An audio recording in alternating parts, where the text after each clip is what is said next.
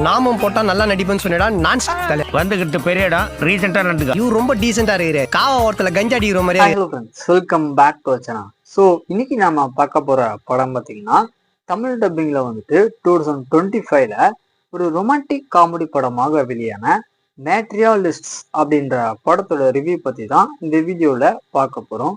சரி, இந்த படத்தோட கதை அப்படின்னு எடுத்துட்டீங்கன்னா, நம்ம படத்துடைய ஹீரோயின் பேரு பார்த்தீங்கன்னா லக்கி.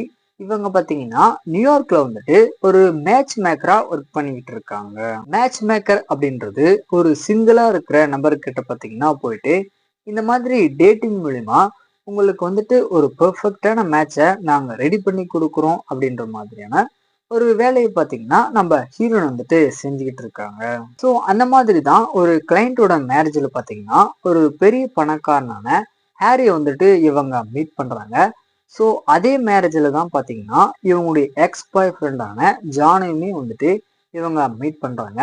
இதுக்கப்புறம் இவங்களோட லைஃப்ல நடக்கக்கூடிய சம்பவங்கள்லாம் என்ன, இது மூலிமா இவங்களுடைய பர்சனல் லைஃப் அப்படின்றது எப்படி சேஞ்ச் ஆகுது அப்படின்றது தான் இந்த படத்தோட கதையை பார்த்தீங்கன்னா இருக்கு. ஆக்சுவலா இவங்க படத்துல சொல்ல வர அந்த கருத்து அப்படின்றது நம்மளுடைய தமிழ் படங்கள்ல அதிகமாக சொல்லியிருந்தாலுமே ஒரு ஹாலிவுட் படத்துல இந்த மாதிரியான ஒரு கருத்து அப்படின்றது ரொம்பவே நல்லா இருந்துச்சு. அதே மாதிரி இவங்க செய்யற இந்த மேட்ச் மேக்கர் வேலை மூலியமா இவங்களுடைய பர்சனல் லைஃப் அப்படின்றது எப்படி அஃபெக்ட் ஆகுது அப்படின்ற அது எல்லாமே பாத்தீங்கன்னா ரொம்பவே நேச்சுரலா இருக்கும் பாக்குறதுக்கு. தென் ஆக்டிங் வைஸ் அப்படின்னு பார்க்கும்போது சரி, நம்ம ஹீரோயின் அதுக்கப்புறம் 2 ஹீரோஸ் இவங்க 3 பேருடைய ஆக்டிங்குமே பாத்தீங்கன்னா குறையே சொல்ல முடியாது. ஒரு நல்ல பர்ஃபார்மன்ஸை கொடுத்துருக்காங்க.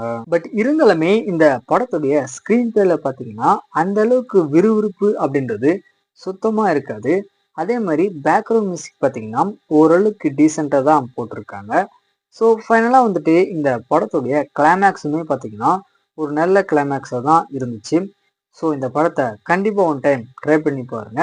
ஆனால் கொஞ்சம் தனியாக மட்டுமே பாருங்க.